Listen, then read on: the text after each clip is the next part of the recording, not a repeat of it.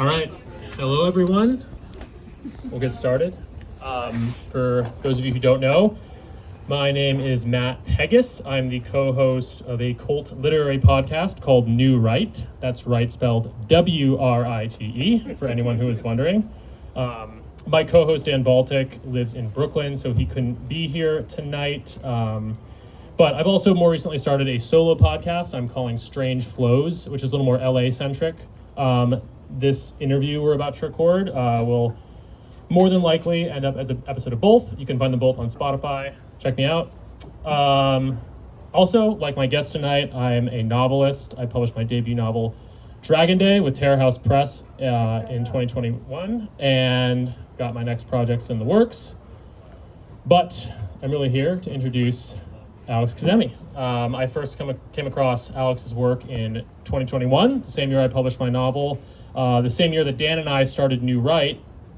And coming across Alex's name for the first time happened for me in a very charmed manner that I promised I wouldn't talk too explicitly about. But when I found Alex's name, I immediately realized he was someone I should be paying attention to, and maybe even that he was a kindred spirit. For one thing, the list of artists he'd befriended or collaborated with over the years in his capacity as a pop artist as well as a writer was almost uncannily name for name with my own personal list of inspirations, the type of cultural figures I'd been obsessing over from early teenhood through college, who'd inspired me to pursue the artistic and literary life in the first place, and in some cases, admittedly, who I'd moved to Los Angeles dreaming of emulating or one day meeting. That personal list of mine includes Marilyn Manson, for whom Alex shot a publicity campaign, Bret Easton Ellis, whom Alex counts as a close and personal friend, and I promised I would plug that Alex just did an interview for Bret's podcast, the Bret Easton Ellis podcast on Patreon. If you subscribe as a platinum subscriber, you can listen to it tonight. I think it goes live for gold and silver a little down the line, but you should get that platinum subscription. But other artists, Ariel Pink, with whom Alex wrote the song, one of my favorite Ariel Pink songs, Not Enough Violence. Alex actually helped pen that song. And also Camille Paglia, with whom Alex has collaborated with on many pieces and also counts as a friend. So I, see all these names. These are my heroes. A lower part of me probably could be jealous, but mostly I'm just glad to see, other millennial cuspers. Both Alex and I were born in 1994, out there doing it, behind the scenes of culture, doing things his way.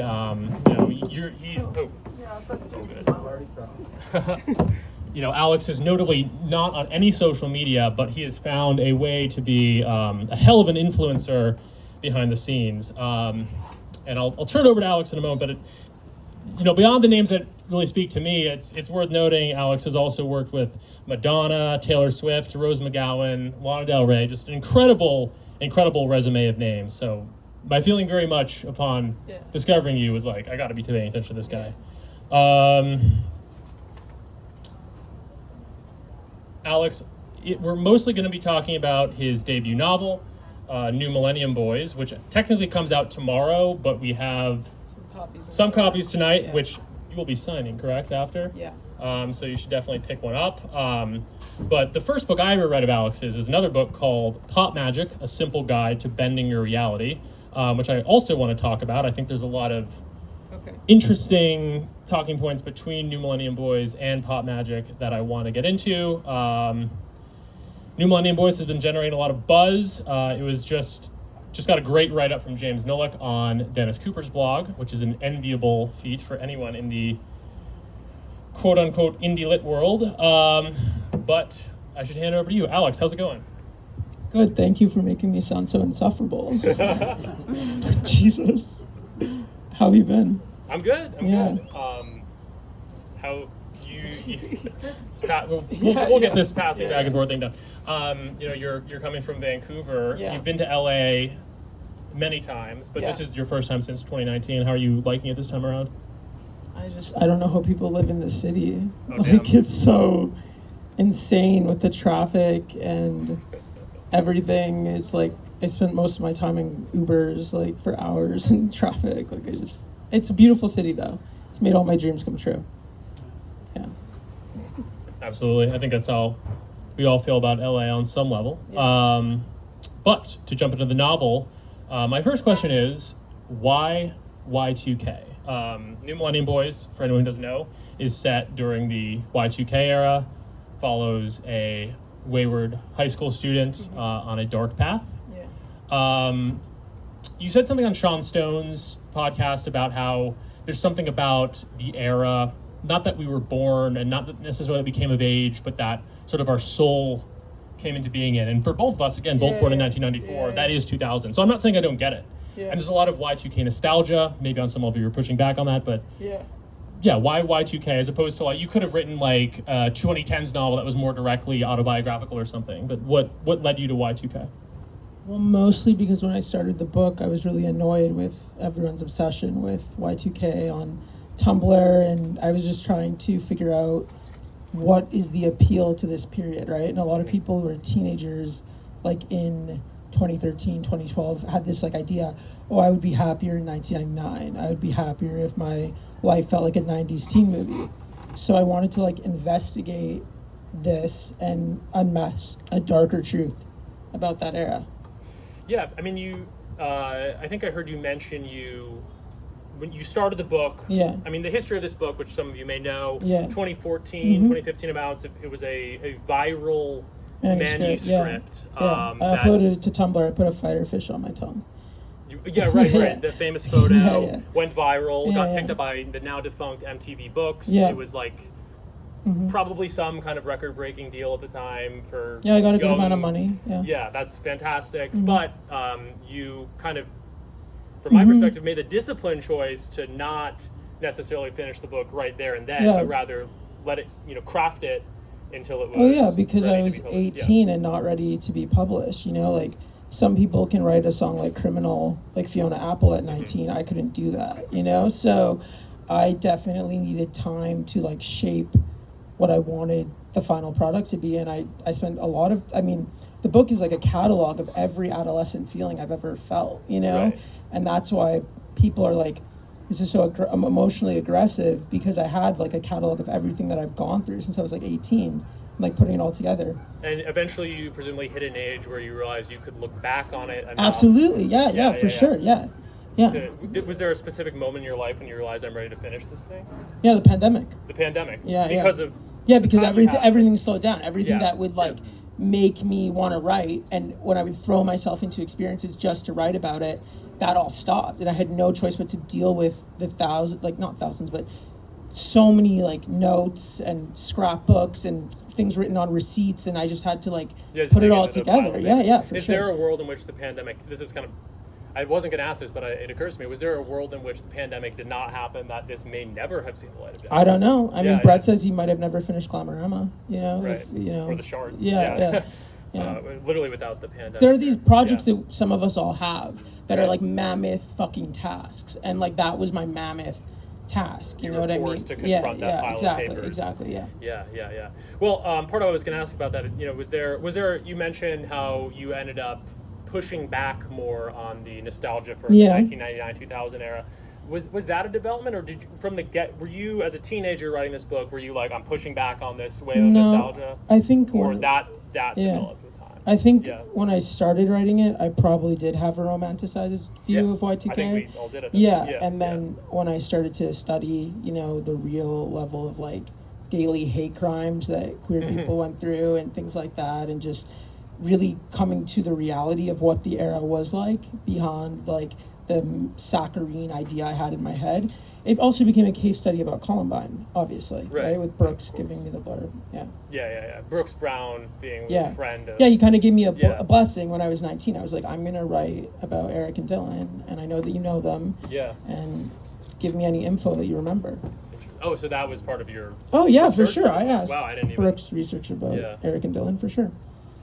I was going to ask another question. You're someone who takes astrology pretty seriously. As am I, to a large extent. I believe in the occult, Absolutely. I mean, I wouldn't be here without the occult. Right. Yeah. Our mutual friend Chris Gabriel, meme analysis. Yes, shout out to this Chris. Question, Yeah. Of when like the aeon of Aquarius started, when Yeah. did the New Age dawn? And Chris always says 2000, the year your book is set. Yeah. Like big scene over the New Year's party is the dividing line. Do you view it similarly? Like that's like 2000 is the dawn of the new aeon, or you think it's a more general process? Or I mean, isn't that kind of like captured in like the Ray of Light video, the Madonna Ray of Light video, with all the everything moving and like this idea that we're coming on the cusp of something big and something, the millennium is coming. But also Uranus, I think the planet Uranus went into Aquarius at that time, and that was like the development of the web and the early web and AOL and things like that. So yeah, I definitely think there was spiritual shifts that forecasted the trends for sure. Yeah. Is that part of what you were trying to capture in New Millennium I mean, Boyz, or is it a little more behind the surface? I mean, I thought about it, like when an astrologer told me about it, but I wasn't something like calculating now. Yeah. Not a question so much as a comment. I mean, one of my large takeaways from the book is I guess the relevance of Y2K to now. Yeah. I think that your book does a really good job of illustrating that. Yeah. How sort of you can follow a breadcrumb trail of the current internet culture back to I know what you're saying. The darkness and other things that's captured in New Millennium Boyz in that Y2K era. I mean, on the one hand, you're talking about like masculinity, like Andrew Tate and people like that, or that's part of it, but also just the internet culture of now is like this vast ocean that decontextualizes everything. Yeah. But your characters are online, and they talk about starting X-Files chat rooms. Oh yeah. No, for sure. Yeah, for sure. Cusp of the internet, and it's just another pastime like MTV or going to the mall for that. Yeah. But you can see that like, oh, later this is going to be all encompassing. But yeah. Like they go on like gore websites and things like that. Yeah, Is that like what you're trying to say? Like the Rotten.com and these things. All the seeds of our sort of current culture are there. Yeah. Along with the apogee of like mall culture and TV culture. So it's it's this transitional moment where you can see the culture of the 80s and 90s sort of in its apogee, but at the same time, current internet culture starting. Yeah. And in that way, I think it's an important. Let me know if this vibes, if you agree with this. Looking back, the social imports that we say of looking back on that era, and these different forces coming together is that we can have a greater understanding of the way that the internet culture has evolved, and as you sort of alluded it's to, like a seed. It's like a seed of what it ended up developing it. Like right now is like the hyper real accelerated version of what already existed in that era. Like message boards, things like that. There were trolls online. Courtney Love always talks about that. There's trolls online. There's always in that trolls era. online. Yeah. And there's a certain what's interesting to me is there's a certain one of the reasons that this book is a little bit controversial is that there's all this darkness kind of surrounding the characters. The Y2K 1999, as you are very aware of, and as you write about, was the era of Columbine. Woodstock. Columbine's the worst thing, but also, Woodstock 99, and then even, just culturally, Marilyn Manson's at his zenith, Eminem, of course. The characters basically worship these figures. There's both like this sort of corporatized teen brainwash culture that's being sold beautifully to them. portrayed in Josie and the Pussycats, 2001's Josie and the Pussycats. Correct. Yeah, huge influence. There's go on. I agree with you. Like this was the height of teen brainwash because corporations had the arena of like MTV culture and magazines. Like it was a smaller way of how to than today to infiltrate the culture. And then obviously there are the anti-cultures like Tool and Manson and things like that. But as I've done my research, that was also in a way boomer corporations monetizing off of teenagers' self-hate. Did you say boomer corporations? Yeah. No, fair enough. Yeah. No, what's like interesting, it's not like and I really only thought about this through your book. What's interesting is nowadays there's not that level of that kind of like dark masculine figure being sold to young people. Because say what you want about Andrew Tate, I don't think he's sold by Viacom. But there was kind of like this market, like we're going to get the teenager allowance money white boys by attracting them to this edginess. But what's interesting about '99 into 2000 is that there's kept on being these moments where the Matrix was kind of broken, like Columbine broke. Oh yeah. No, I know what you mean. Not, Yeah. Woodstock '99, like it's like Woodstock '99 is the best example because it's like we're gonna sell you Limp Bizkit, but then we're gonna be surprised when you guys, light it up, you know? Yeah. Well, what would you think of, like, do you feel like more conservatives say that media does influence teenage behavior, and like as you've been a teenager, would you say that your decisions were influenced by pop culture? Definitely. I mean, I was like a hot topic. Yeah. In my day. For sure. I feel you were also. Yeah, of course. Yeah. So it continues. It definitely continued through the 2010s, and I think it probably continues into now. Yeah. But I think the marketing is a little bit. Because I think the boys in my book are vulnerable to this type of, Definitely. And there's, one of the really notable parts of the book for me is when Brad laments. He kind of realizes this that you're talking about. He has this soliloquy in, the third act, so to speak. This is the only chapter in my book my editor likes. Really? Yeah. Why is that, do you think? Just because he just feels like it's the most focused and authorial voice vibes. Yeah. It's definitely not the only part that I like, but it's probably Thanks. my favorite part. The I hate Hemp TV rant. There's this sense that your characters, especially Brad, but really all of them, are sort of constantly being. They're so cynical of everything. They become cynical of everything, but after initially being, led down these paths by consumerism. It's really notable in what Brad says and reflecting over all through the book. That every moment they're being drained. There's a sexual element to it. Where I think Brad specifically laments that he's made to feel constantly horny by all these. Like Carmen Electra grinding on lit and stuff like that. Yeah, for sure. But then even it kind of extends even to the drugs in the book, which there is. Like they're looking for spiritual salvation through consumerism, and they're not getting it. And they're constantly climbing the escalation scale. And Brad realizes this at a certain point. And even the violence in the book and what Lou later does, presumably, we don't actually see. Even that sort of becomes part of that when aggression itself becomes just another urge in need of quick and dirty release. Lou was really inspired by like Elliot Rodgers, Luca Magnotta, those types. No, definitely. I guess one thing I would ask to you is what do you view as and I think I know, the broad strokes of what you're going to say, but what is the solution to that state of constantly being drained by, the media culture of the 90s, which has now become the even more all-encompassing culture of the internet? You can... Like sort of will suck every bit of you away if it can. How do we defend ourselves? Spirituality. You can't get a God high from buying things, from attention, from exhibiting yourself, any of these type things. You have to find your version of spirituality to survive. The West, Camille Paglia always says the West is in spiritual poverty. And that's why we've replaced an idea of God or a creative, spiritual force with consumerism and obsession with fame and validation and power and all of these things. Do you want to talk just a little bit? I alluded to in my intro, Pop Magic: A Simple Guide to Bending Your Reality. Your first book. Do you want to talk? You're grimacing a little bit. You don't want to talk about it? Well, that era peaked when Madonna posted about it. That was the end. That's true. So we don't talk much about the book. But that doesn't exist anymore. But if it helps people, that's great. No, it's helped me.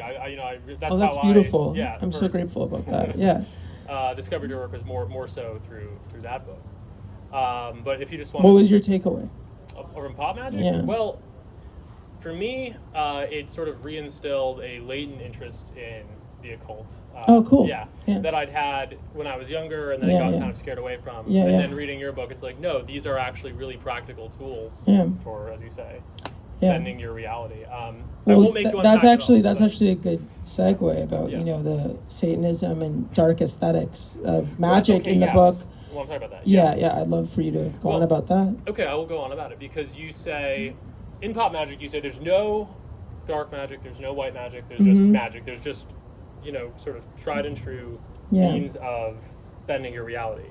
But in New Millennium Boyz, it would seem that Lou either does or really wants to do black evil magic. He, when he's planning out his school shooting. Sorry. Yeah, that's fine. It's fine. Yeah. I mean, people don't always even believe know it's if it happened. You We know? don't even know Yeah, if it yeah. happened. He talks about doing a ritual on every full moon to Yeah. perfect his aesthetic, so Yeah. it would seem that Yeah. he's doing some form of dark magic. Yeah, So you yeah, want to yeah. talk about, the difference between occultism as you understand it versus this, again, sort of corporatized version. Well, I feel like Lou was.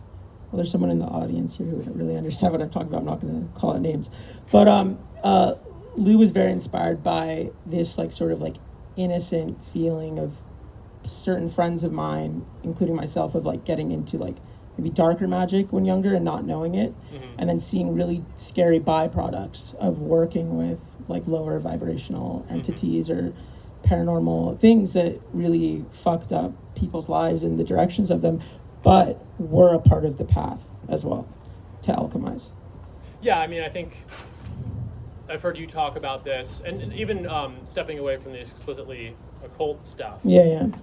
Just going through. You've said this book is not autobiographical. That you don't. No. You don't. Well, no, it's not autobiographical. Well, no.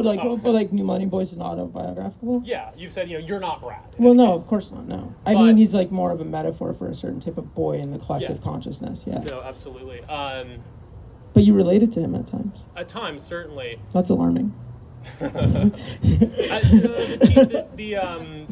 teenage me related to. Yeah, I get it. Yeah. But what I was going to say was the darkness that he goes through, and that presumably you've gone through some kind of analogous form of darkness, whether it's not, whether or not, you talk about, the book ends tragically, unfortunately. Of course, yes. But in real life, there is because life this, is tragic. Right. There's no Hollywood ending. You know what I mean? But in your life, have you been able to alchemize that dark energy into something positive? Yeah, I have. Yeah, but it takes constant work and constant, microscopes on myself and having to Kabbalah, things like that. Kabbalah. Yeah. What I took you to the Kabbalah Center. Yeah, Alex took me to the Kabbalah Center last Tuesday. So He was pretty freaked out. Very much on this wavelength. You were freaked out? No, were you freaked No, I out? wasn't. Okay. No, I'm coming So with you're it. gonna join? Perhaps. I But got you in. why couldn't Brad walk a lighter path? Were the opportunities just not there for him? No, Yeah. I was really inspired by the film 13. It left a huge impact on me as a child and as a teenager, and I constantly went back to it. And I think the heightened emotional states that that movie captures, sort of like was something I wanted to speak towards with the boys. Like we're always talking about like Petra Collins, teen girls, Ghazi teen girls. It's all about teen girl culture. But I wanted to show like a more dirty kind of like Nine Inch Nails, the Downward Spiral sounding version of male adolescence, hopefully with the reader leaving with empathy and a critique of that time and also what it's like to be a teenage boy. Because you've been one, it's fucked. Yeah. It's totally fucked. So you're not an alt-right guy. You're not even a No, Jordan Peterson I'm not type political. guy. You're not political. No. Am I allowed to say that? I Of don't course. care, yeah. Yeah, Okay. you don't like Andrew Tate. But what is the solution today? I mean, you said spirituality, which Someone is a good asked start. me this on the radio this morning. On the radio? Yeah, on the and radio this morning? Yeah, and I got really like the solution. I mean, it's tricky. That's what I answered. It's tricky. What is the solution? Maybe art is supposed to make us figure out or question or interrogate ourselves to figure out what a solution could be for the culture. Yeah.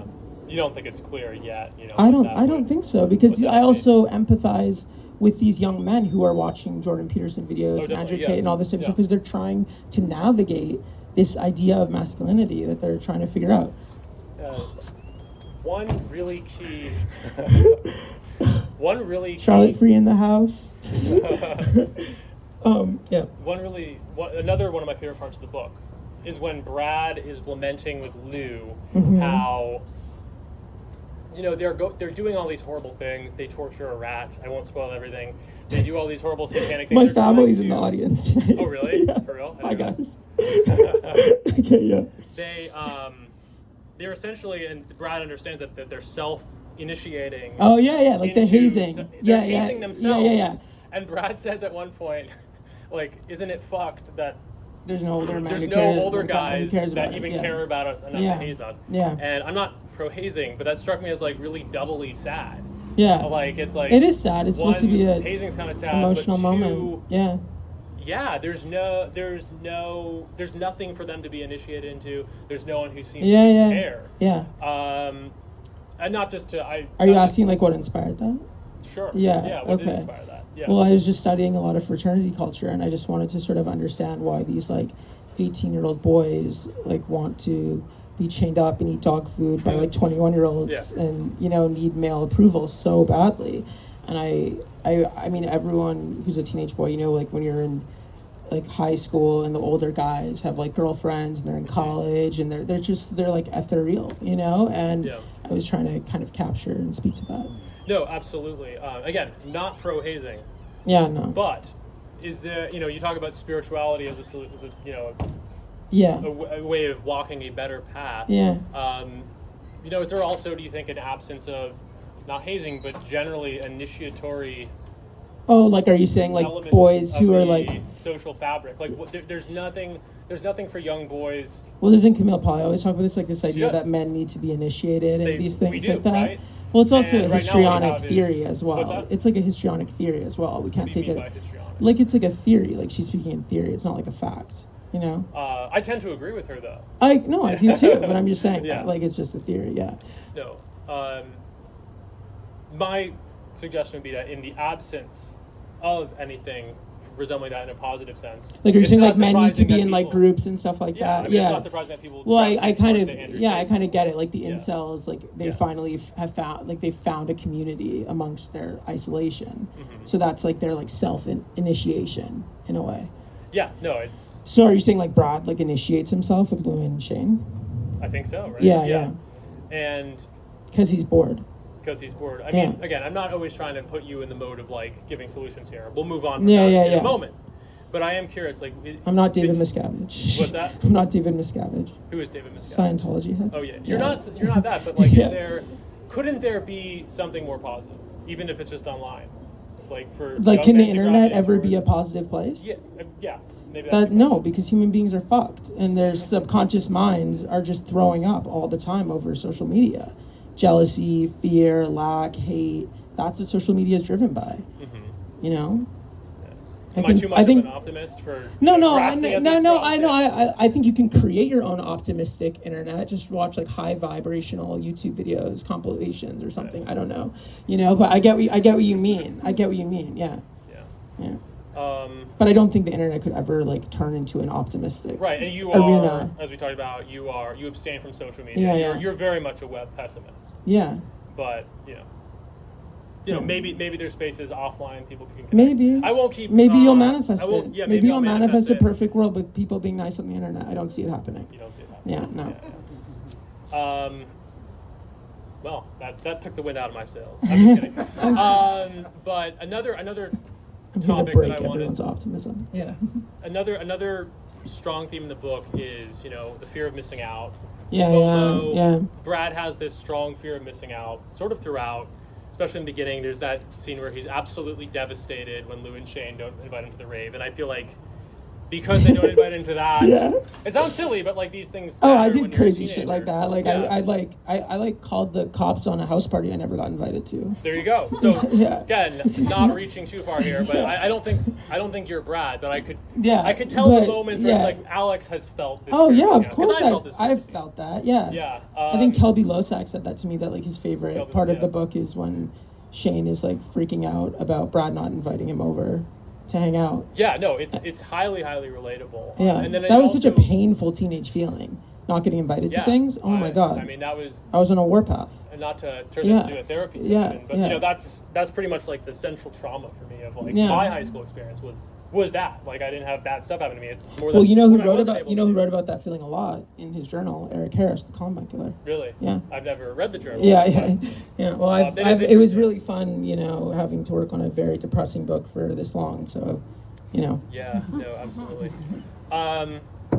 There's also a certain FOMO with celebrity culture, which I also think is something Oh, that yeah. seems very personal to you. Yeah, fuck One yeah. thing, again, we can just... My biggest wounding. Tell me to shut up if you don't want to be in this mode of No, like, yeah, taking no, stuff go from Pop off. You Magic can, and yeah. Just, Millennium you're Boyz, doing but your thing. Go off. I really couldn't help but notice, you talk about in Pop Magic how when you were younger, you were jealous of Harmony Korine because Marilyn Manson had said something positive about him. Yeah, I And was. then it reminded me of the part where Lou talks about how he hates seeing Twiggy Ramirez, Manson's bassist, with other fans because like it's not him. Yeah. Connecting with his. Well, idol. yeah, because remember, Yeah. like, celebrities at the time were so like ephemeral and like deities or gods. That's what media brainwashed people into thinking, right? So that they're really isolated in that way. They're not getting like thousands of selfies of Paris Hilton a day. Like if they see a glimpse of Twiggy on MTV, that's it for the day. Yeah.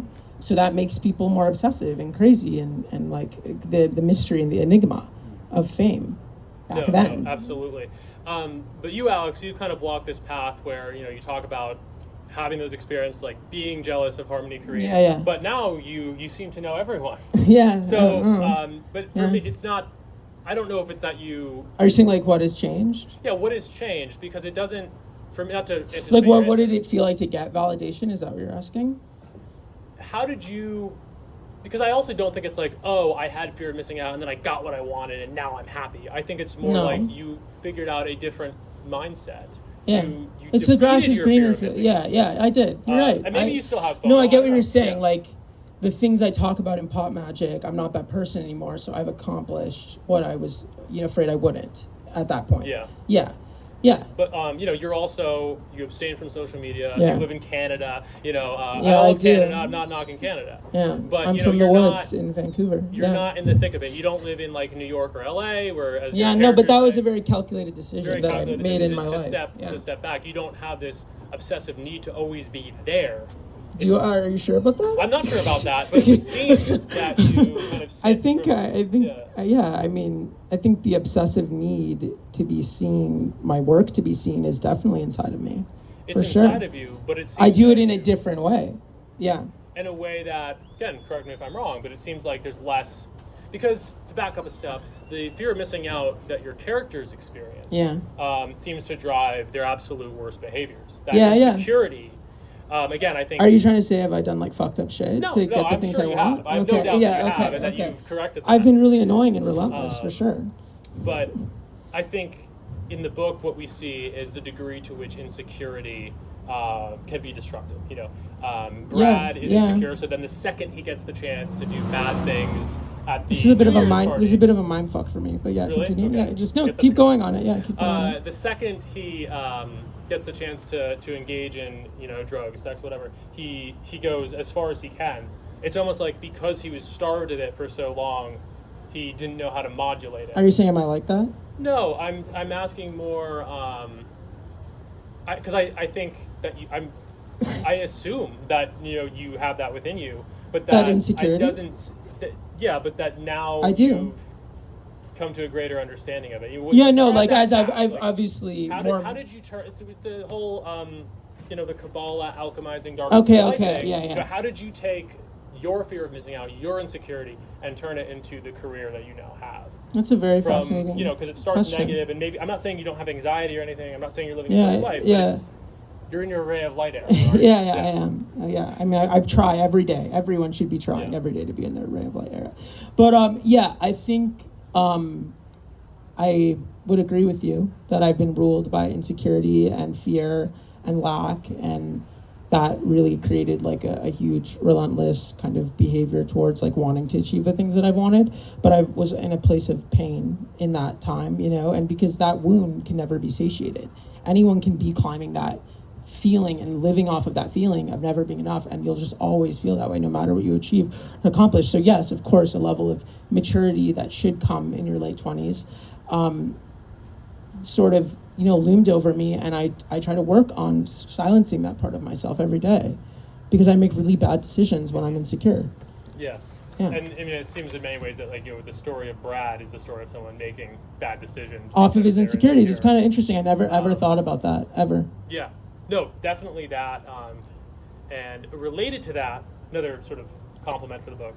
I think you captured really well with Brad. Very much related to this. Peer pressure, insecurity, being guided in a million different directions, not knowing what you want, like not knowing what your will is, it being tugged around by the force, and willingly letting yourself be tugged around by the forces. We talked about being sort of drained by media culture, but then it's also the influence of Lou and Shane. So he's just like on a path of like nihilism, is what you're saying. Nihilism. But what you capture really well, I wasn't on quite as nihilistic a path as a teenager, but one thing I really think you captured well is that feeling of being a teenager where you feel like you're a different person in front of your friends, a different person in front of the girl. A different person in front of your family. A different person. Family member, this family member. I remember being really freaked out by that as a teenager. Like it felt like Patrick Bateman or something. Where it's like, there's no real me. Brad never quite reflects in that way, but I think he does in one scene. Perhaps. It's less of a question, more of a compliment, or maybe something you can speak like to. the loss of self that comes when you're a teenager. That scary feeling. Well, because you never have a chance to like really develop your sense of self, because you're always in these different roles and performing, and you're trying out different things. And I think that that identity loss was something that I tried to capture about being a teenage boy, but particularly with Brad, I'm sort of just pointing out how ridiculous it is, the things he's doing. Yeah, I think ideally later in life, one is able to synthesize those different elements. I love your optimism. Yeah, I guess this is a very Sagittarian he's a Sag. Optimistic track. Yeah. You did want to drop that I was a Sag. So I did. I want everyone to know. But, what was I saying? Just that ideally later you can synthesize all that and kind of have that sense of self, but what Brad is someone who has all those fragments and they're not synthesized yet, and it's a lonely place, and I hadn't been brought back there by a book, I know what you mean.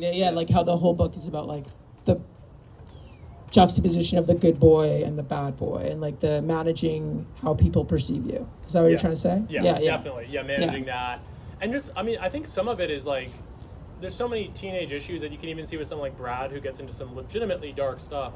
But nevertheless, it's very much like if only this kid knew, like I've heard that. If only he knew that some of this stuff wasn't that serious. I've heard people say that, like that they want to try to shake him or stop him as they're watching him engage in the fucked up shit. Yeah. Because so much of being a teenager is taking things way too seriously and not realizing like things will change. Yeah. You know what I mean? Do you think Euphoria portrays that well? I've never watched it in its entirety. I really like Euphoria for a lot of reasons. I think it's just sort of a decadent and fun TV show. But what did you think of The Idol? Oh, I love The Idol. Oh, you did? For similar reasons, yeah. Oh. I think that these... What, did you see The Idol? Yeah. You did not like The Idol? I have a lot of strong opinions about The Idol. Care to share? Well, I just don't feel like it could fulfill its promise. That's undoubtedly true. Yeah. I mean, it's far from... That last episode, you really think that her character would have done all of that for album inspo? Fuck no. Maybe not. No one would fuck Tedros for album inspo. I will not defend every plot point. Yeah. But I enjoyed watching it. The same with Euphoria. It's a vibe. Yeah. And it takes, kind of like your book, it takes risks. It does things that you're not supposed to do anymore in terms of portraying harsh realities. Well, if he wants to, if Mr. Sam wants to buy the film rights, he can go for it. He should. Yeah.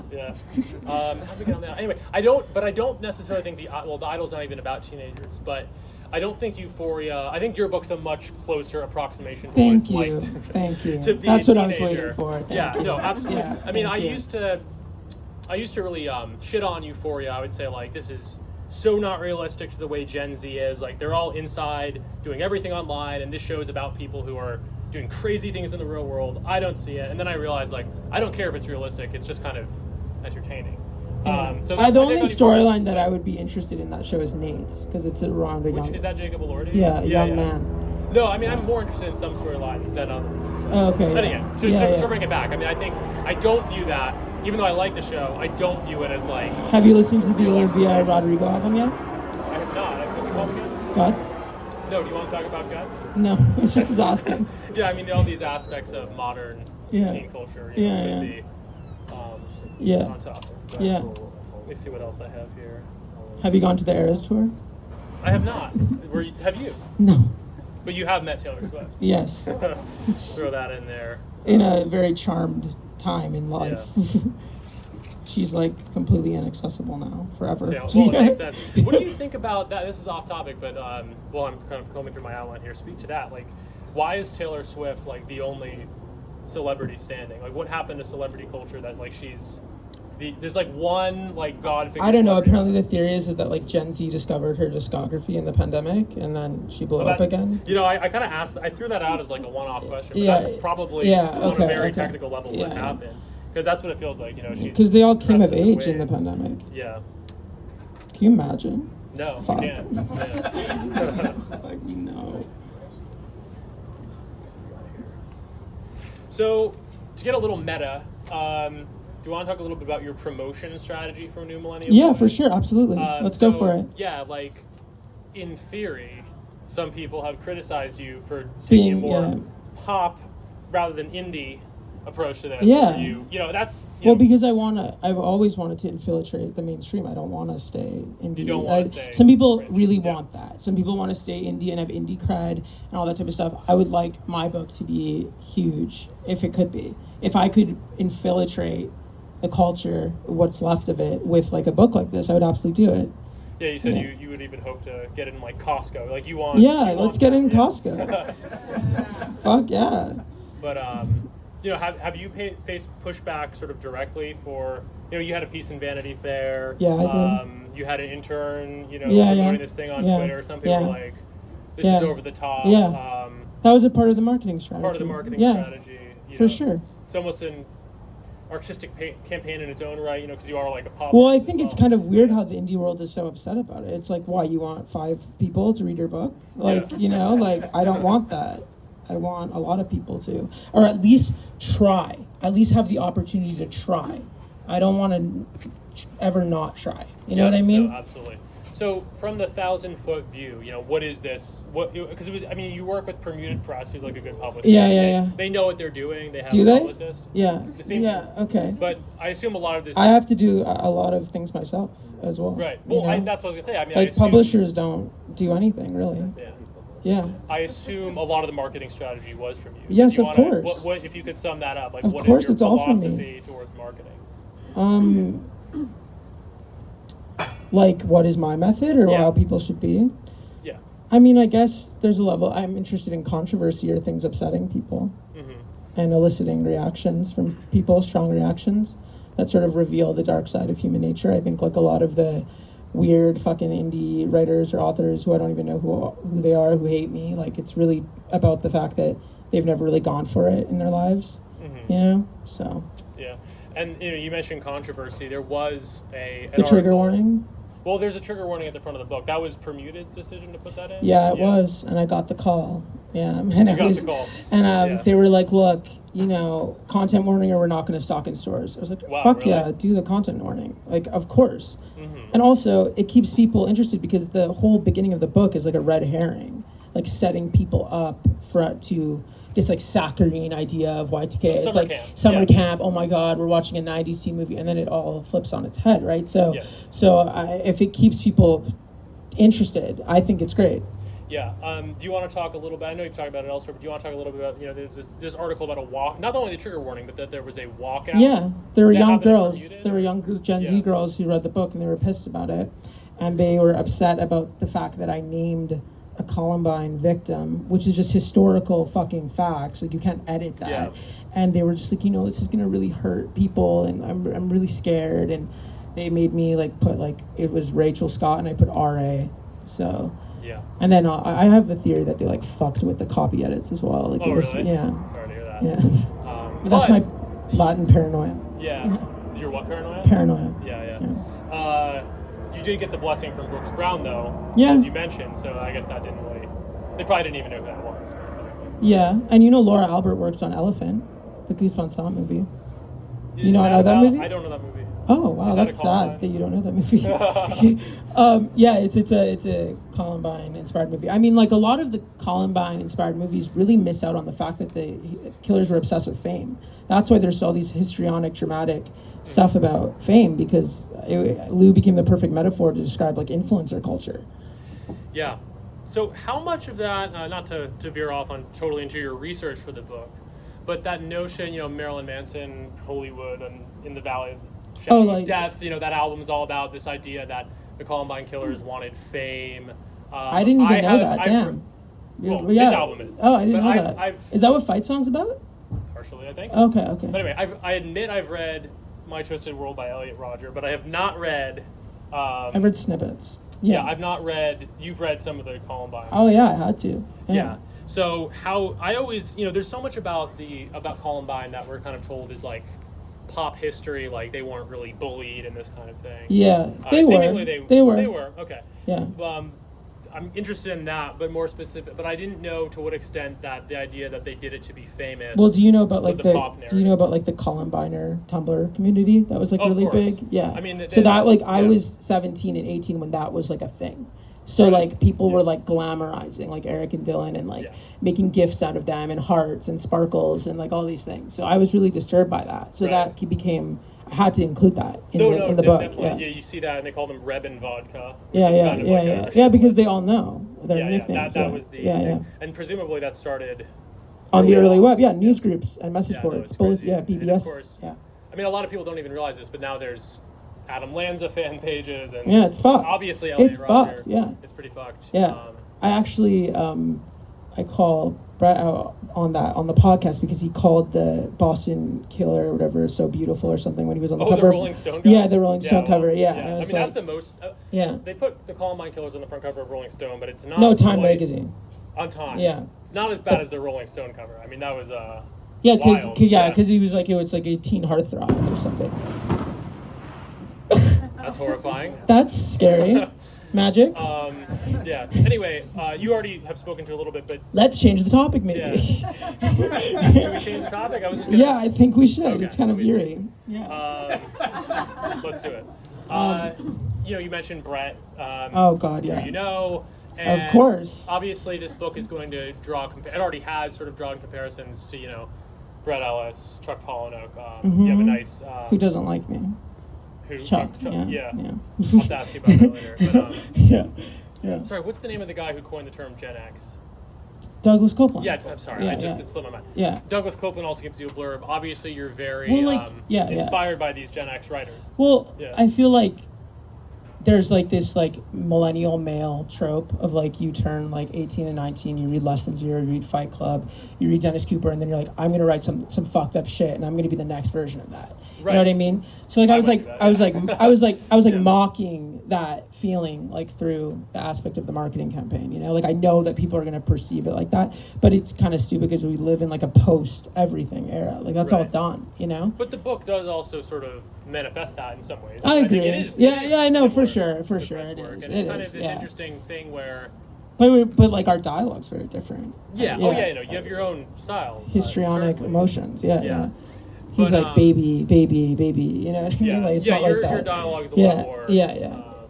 Kind of goes much more. You're not a minimalist by any means. So I guess Okay, cool. I wouldn't say you're a minimalist. Yeah. I mean that differentiates you a bit from the Yeah, Gen X yeah, authors. It's just this kind of interesting double thing where it's like those Gen X authors were kind of at the zenith of their influence in 2000, around the time your characters. Oh yeah, like when like I'm referencing Glamorama. Yeah, a lot. you reference. Yeah, Glamorama because in my and- research, whenever I would ask people about Glamorama, they were like, I never fucking finished it. It was so confusing. I hated it. I didn't like it. It was so weird. That's what. So I how people kind felt. so I wanted to like show that through the book. Yeah. Yeah, it's interesting.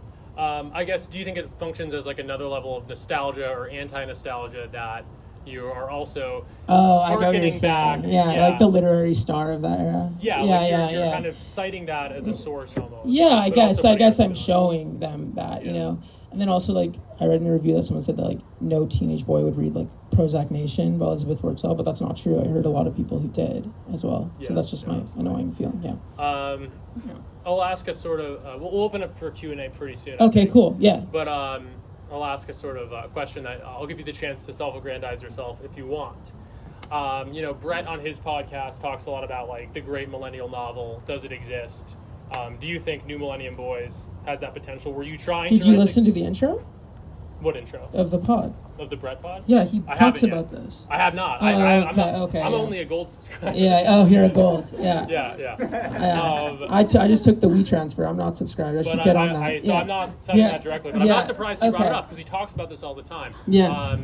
You don't have to say whether or not you think New Millennium Boys is the I mean, great millennial ideally that would be cool, but I Right. don't think anyone is gonna. Yeah. I mean, like, a lot of people like I've read like have said like I'm like a hack or like all these type of things. All the things that the people I love are like perceived as like in the beginning. Yeah. I don't know. I always people think thought Brett was a hack. People thought, I don't know that much about Trump. Courtney Pollock, Love was but a hack. Yeah. It's an accusation that gets a little wrong. It's been interesting over the past couple weeks on Twitter seeing people say like, oh, this guy's kind of a hack. This marketing is a gimmick.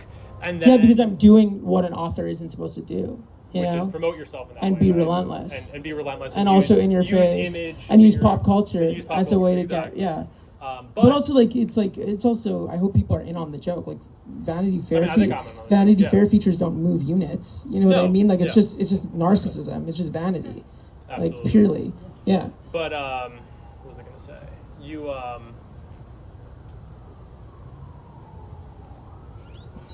I had a point I was gonna make and it slipped my mind. You with hold on, It's fine. Mercury's in retrograde. Mercury is in retrograde.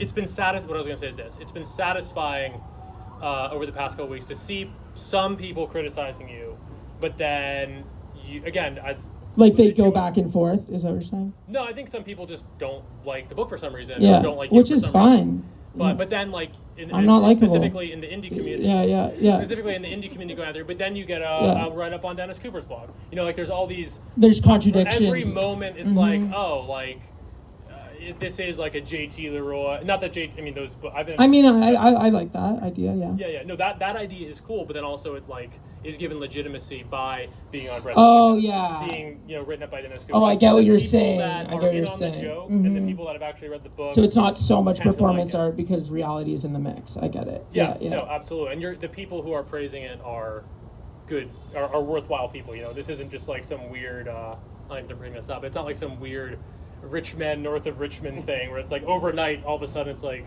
this is the thing you must. I don't even want to get into. I'm really stupid. I don't get it. Don't worry about it. Okay. But it's one of these recent happenings culturally where it's like, well, where did this come from? Like it kind of seemed to have some like not totally organic. Oh yeah, no, for sure. I love that. That's how everyone should be. You should just Right. come out of nowhere. Nothing wrong with that. Yeah, but, yeah. You know, Like people have said I'm like an industry plant. Fuck yeah, let's go I for mean, it. I don't know if yeah. anyone said that specifically, but Yeah. all I'm really trying to say is for everyone who seems to be trying to make that point, then it's like, oh, Dennis Cooper's blog, you know, the legitimacy. Oh, I get what you comes mean. back I get in. what you mean. Yeah. Like it always bounces. I mean, that's cool. Yeah. Yeah. I agree. All right, well, we've been going for close to an hour. Oh, shit, okay. Do people have... We did want to open up for a Q&A. Does Yeah, is there anyone any have Q&As? If you don't hate me. questions? After Anything? that. Or from yourself. Okay, yeah. Yeah, Joe. Hi. Hello. Hello, Joe. Hi. Nice to meet you. Nice to meet you too. Thank you for sharing your work and your ideas. Thank you. I was just curious about that you said, you're leaving or being completely off social media and Yeah. not living in a major city outside of the country. Yeah. Like, what's the impetus for those things? And like, is it kind of like a philosophical or like a moral decision, or is it just like for your own? Yeah, for sure. Like, are you saying like, why wouldn't someone like me live in LA or New York or something? And be off social media. Like, what is it? Do you feel like it's something you like have to do to like keep yourself going? Or, Yeah. like, it's a choice you're like. Well, I feel like it has a lot to do with like me staying congruent with my values, like you say. But definitely the reason I chose to not live in New York or LA was because I didn't want to be distracted. And I saw people who moved to those cities and just became really distracted by drugs and parties and chasing fame and things like that. And I just wanted to focus on my work ethic. And living in Vancouver allows me to, I feel like I have more friends in this city than I have like no friends in Vancouver, it feels like, so it's a balance of that. And like, I don't really like too much social stimulation as well. And it's very social out here. Yeah. Cool. What's up? Yeah, I just sort of a comment then a question, and I sort of get what you're saying about like we talk about this idealized time. People will talk about like the 50s and the 60s. Yeah. And now we talk about the 90s, and I sort of, especially today, sort of like that period between the Berlin Wall falling and 9/11. It's like maybe just in my mind the last sort of innocent, semi-innocent decade. But like growing up, I'm only maybe 3 years older than you guys are. I remember, Oklahoma City, TWA, Flight 800, all the other like plane wrecks that don't happen as much anymore. Down in San Diego, had Heaven's Gate. Yeah. So you always had that sort of thing going on. Mm-hmm. But I do wonder, like looking back, I'm like, yeah, you know, today in the last 20 years, we've had a lot of stuff that even people in the 90s would have been taken back by. So Yeah. I sort of wonder. I guess my question is, do you think like 20, 30 years from now, you know, we don't know if the world's going to get better or worse. I'm probably. Are you saying, is this going to be an innocent period? Well, I guess. Yeah, I guess. I mean, I that's think what about I'm it all the time. Yeah. Can you fucking imagine? You know what I mean? This is like the worst time ever. And can you imagine if this is like, people are going to be like, oh wow, I remember 2023, Olivia Rodrigo. It was so much easier. You know? Like, it's going to happen for sure. That's just the cycle. Yeah, but yeah. Okay, yeah. What's up? Earlier you guys talked about how we're not really being marketed like dark male figures in Yeah, the same way. yeah. And it's sort of like, I thought of artists like Playboy Cardi or Future, you know, like Okay. or like Juice WRLD, where like there is still this darkness there. Like someone like Playboy Cardi's like a hedonistic vampire in the marketing. And Little Peep was. Yeah, or yeah. Future's like the king of toxicity or something. Yeah, But, yeah. like, I still do feel like what would you kind of say is like different about that sort of thing than like the 2000s era you were sort of talking about there? I feel like celebrities were just more famous back then because there was a smaller arena of, there are some people who've never even heard a 1975 song, but they sell at Madison Square Garden. You know what I mean? It's like a very weird, strange juxtaposition of that time. Whereas, on MTV, you had like The Real World, Britney Spears, and then Manson. So like the, kid who felt weird felt like such a huge affinity to that because he wasn't getting all this information anywhere else. That's why it was such an obsessive awakening for like goth kids back then. I see. So it was kind of like serving a function that like like order. communities Yeah, have taken yeah, over. yeah. Yeah, cool. Is anyone else? Julia? What's up, Julia? Yeah, thanks for coming out. I have two questions that I think are pretty quick. Mm-hmm. The first is, like, do you genuinely think that this is the worst time in history? Right now or back then? Right now. I don't know, because a lot of people are more socially conscious and smart about certain things, and I always think about that, like, would we have been able to make as much progress, with amongst like race politics and the queer community and things like that if social media didn't exist? I don't know, but I feel like the social media oversaturated climate and the normalization of it and the behavior of like being compulsive with your phone is something that like people can choose to opt out of, but because culture normalizes it, they just stay with it. But yeah, like those are my like bitter takes about this era. But I don't know, is it the worst? Maybe not. I mean, maybe the worst is only coming. Yeah, it's also both of us have only been alive for like, Yeah, I don't know. I don't know. 29 years I am. Yeah, I'm 21. Oh, cool. Oh, whoa, cool. You're Gen Z. Yeah. Wow. A real one in the flesh. Yeah, I have horns too. Well, do you have that kind of Y2K nostalgia? Like, do you think about it? Like, Paris I was Hilton? alive. Like, I just wasn't alive for Y2K. Yeah, Right. yeah. No, but like the way that you see it on the internet, like when you like, do you think it seems like a better time to be alive? I don't know, like maybe parties had like more fun music or something. Okay. I don't really, Well, yeah, okay. That's interesting. All right. But I think that now, like, I don't know, I think that just the sort of American attitude towards progress is like completely reversed within the last like 10 years, and I think this book is probably a symptom of that, where we've sort of as a society reached this conclusion that we're in a sort of decadent culture, that Yeah. we're past our peak as a society, and I just don't know if that's true. Yeah, no, I agree with you. It might not be true. Yeah. Go off. Yeah. And the second question I have is about sort of your understanding of like role models for young men. Like Yeah. I've never been a teenage boy. Yeah, I yeah. don't really understand what that sort of looks like, and I'm curious. I think there's a lot of like pundits now saying it's like there's a crisis of masculinity. Yeah, right? To get their bag and make their money. Yeah, Do yeah, you think that yeah. was equally as true when you were growing up? Pardon? Can you say Do that you think again? that was equally as true when you were growing up, that there was a crisis of masculinity? I mean, there was more of a crisis of trying to manage or understand masculinity, as there always has been. But I don't know if there was a crisis of masculinity when, like, Dane Cook was doing HBO specials and things like that, and the whole culture was white dudes. You know what I mean? So, like, I don't know. I didn't really think of that. I mean, I obviously saw my friends struggle with certain things and trying to understand masculinity, but I feel like that is a common theme amongst all teenage boys forever. Yeah. Cool. Thank you. Sup, Haley? Hi. A little bit more of a uplift, not like more of a positive kind of question. What artists and music did you listen to when you were writing this book? 'Cause it's obviously in a very specific time. What are some? And also, I'd like to know what you thought of Guts. Also, yeah, what artists, what songs? Like a playlist. Yes, I did. I had a playlist called Secret Project on my Spotify. Yeah. Is it a public though? What was on No, it? it's not a public. Like all of the bangers: Saves Tonight, Eagle Eye Cherry, Torn, Natalie Imbruglia. I listened to like Coil. I listened to Nine Inch Nails. I listened to like a bunch of stuff. I listened to the Gregoraki Nowhere soundtrack. I listened to a lot of different things. But yeah, I also listened to a lot of modern music as well. Like when like adolescent themes would be captured in modern music, like a Conan Gray song or something. I would add that in to try to just like stay in the emotional heightened states of the characters. But yeah. What about Guts? Guts, I haven't listened to it in full. So good. It's so good. I believe in Olivia. Go for it. Take everything. She deserves it. Yeah. What's up? Hi. What do you think of people that idolize school shooters, like people with Elliot Rodgers' profile? Yeah, it's so gross. The people with like Elliot Rodgers' profile pictures that might not necessarily even want fame or to be exactly like them, but just admire their manifestos and thoughts. Their aesthetics. And do you think that there is, their aesthetics? Yeah. Do you think that there is like a possibility for redemption for those people, and if so, like what is I think it? they're in pain and they're suffering and they're looking to be provocative.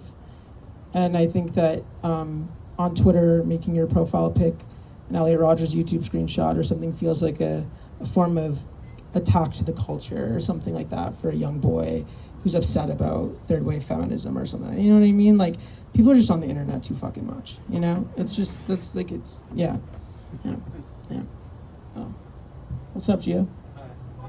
Yeah, no, speaking of like social media, like you did have like a moment where you were on social Yeah, I did. Thank you, cousin. Yeah, call me out. Let's go. Exopia, Kid Paparazzi, remember that? Yeah. And for a short while you were on Instagram, but like back then, these platforms were like a lot darker. Like I remember, like I wasn't big either, but like, Yeah. even you had like the short while you were on Instagram, you had like Roadkill. Like, Oh my God. No, I agree with you. Yeah. Like you have ChatGPT, which is like aggregate of human knowledge. Yeah. And it's filtered. You know? Yeah, I like ChatGPT. We have great combos. Yeah. So do you think that's Yeah. gonna like change like with AI? Like you're gonna like filter out all this like I don't know, doesn't Trudeau not like, he's not letting us like look at the news or something on Instagram? In It's like a deal. They want to get paid. They want these big news outlets to pay Canadian journalists. Yeah. But But they won't show us news on Canadian Instagram now. It's like there's like a fucking disclaimer. Yeah. I agree with you, Gio. Yeah, like I in my unconscious like teenage emotions, I directed a lot of pain or feeling to like maybe building an Instagram aesthetic when I was 18 or 19 that then became like a mood board for the work I was creating, for sure. And yeah, you're right. Like I did grow up in the MySpace emo era, you know, Audrey, you know, all the scene queens and things like that. And of course, I was obsessed with Jeffree Star and all these things, and I wanted that, you know, as most millennials did. And as I grew older, I just kind of saw how fucking vapid and scary it was. Yeah. But you think like that it was a lot more unmonitored. Oh yeah, you're right. It was unmonitored. As absolutely, yeah. Musk wasn't on Twitter or whatever. Yeah. Anything else? Oh, what's up? Hi, I'm super curious where you're thinking of taking your writing career next. Is there anything you can tell us about what you're working on now? I feel like I recognize you. Yeah. You're from Goodreads. I am from Goodreads. Oh my And God. more. Thank you so much for your beautiful review. Oh, thank It you. means so much to me that you did that. It made my life. It was so cool. Well, you wrote the book. My writing career, I don't know. It's kind of scary to think about. Like I hope the next book doesn't take 10 years, but I would like to focus on like living and being a person and a real human being and like integrating with society and things like that and seeing what comes up naturally, hopefully a natural process. I see that there's a lot of young writers or authors who like try to just like stay producing content, like almost like an influencer, like a TikTok person, and they just want to just keep it going once they got the deal and things like that. I don't know if I could do that, but I mean, I like the idea of like being up to the challenge. Like I like self-discipline of like, oh, I have to write 2,000 words a day and like suffering and self-harm like that. But yeah, absolutely. Yeah, for sure. What's up? What would Brad, your protagonist, be doing if he was coming of age during the pandemic? Like, what would he have ended up doing online? Or He probably would have made friends with people on Twitter, or, you know, probably been on the internet trying to be obsessed with certain themes that he's obsessed with in the book, and probably be going on like scary websites that trying to go on tour in the deep web and things like that, I guess, you know. think Like, it's like a better ending than the book in a sense. oh, you read it, Blair? Yeah, you didn't read it. I read You're a about- Zoomer. No, I've heard of people who like go to the last few pages and read it. I'm like, why would you would he, do that, you have, fucker? Yeah. The Elliot Rogers profile, or would he have found a different out if he was raised? Like, would he make friends with like someone like Lou if he had like was obsessed with Elliot Rogers? I don't know. Maybe, probably. He would. I mean, he's dumb like that. Yeah, for sure. Do you think, like, if we're talking about if there is like a hypothetical crisis of masculinity now, do you think back then there was a different outcome versus like what's happening now? Well, I mean, like you have to like understand, like back then, like people would turn on like Howard Stern and he would talk about like, oh, you know, I think the Columbine killers should have raped those girls that they killed so that they could get more sex out of what they did. Why didn't they get sex? You know, so it's like this stuff was just like playing as white noise in the background, and people like weren't, you know, or things like that. So I think like the ultimate thesis, thesis of the book is that like that era sort of is parallel to the hyper themes of masculine crisis today. Does that make sense? Cool. Yeah. Anyone else? Charlotte, I love you so much. I'm gonna give you the biggest hug. I just want to know what you would say is social media's greatest detriment to like the younger generation. Beautiful question. I think I really want young Zoomers and artists to preserve their creative material before they post about it. I think that, you know, if you have an idea that is a tweet that might be dialogue or imagery or something in a book, you should save it.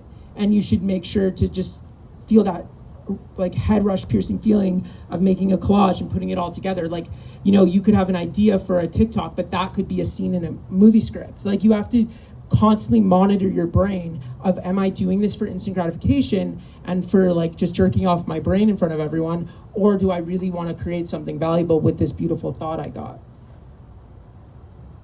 Thanks. Anyone else? Yeah, what's up? You mentioned being like really annoying and relentless. Yeah, for sure. Absolutely. How did you go about that, or like what were you doing if not? I don't know, just like cold called everyone, found people's numbers, harassed people. I mean, I was younger, so it like kind of like I kind of got like the cute pass. Like, he's just a kid, he's trying. But I don't think I mean, I would hope I don't have to rely on that type of behavior. But really, like, you just have to sort of be a bit shameless about what you want. But there's people who don't really like that quality in people, so that can really turn people off.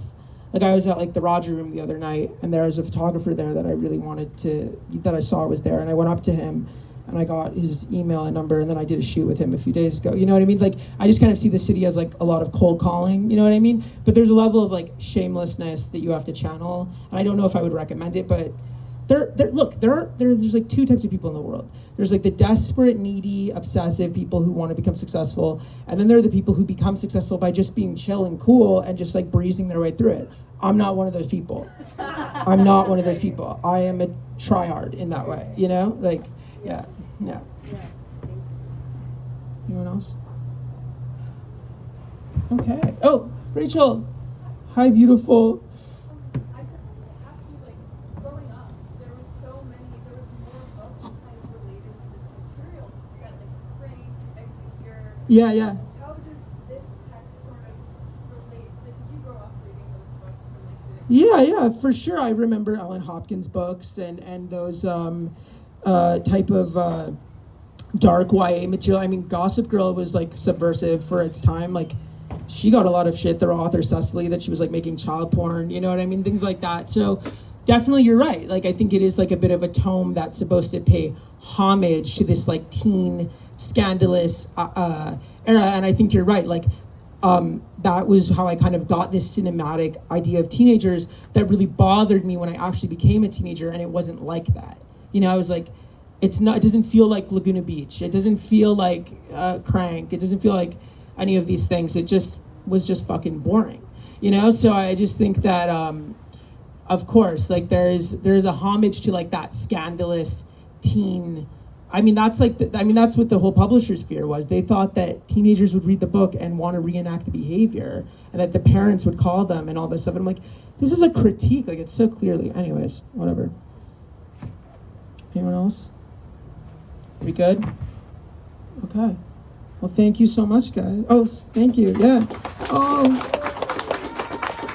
Thank you. Thank you. I did it. Thank you. Yeah. Thank you, everyone. I don't know Did they tell you where you'll be signing? Oh, am I or doing that? a little I bit. doing that? I don't know if you'll be at like a table or whatever. Like, Am I doing that? Okay, Yeah. cool. I've never done I that. guess we can keep it Yeah. kind of casual. Yeah. Okay, where do I do it? Yeah, I'll bring the table.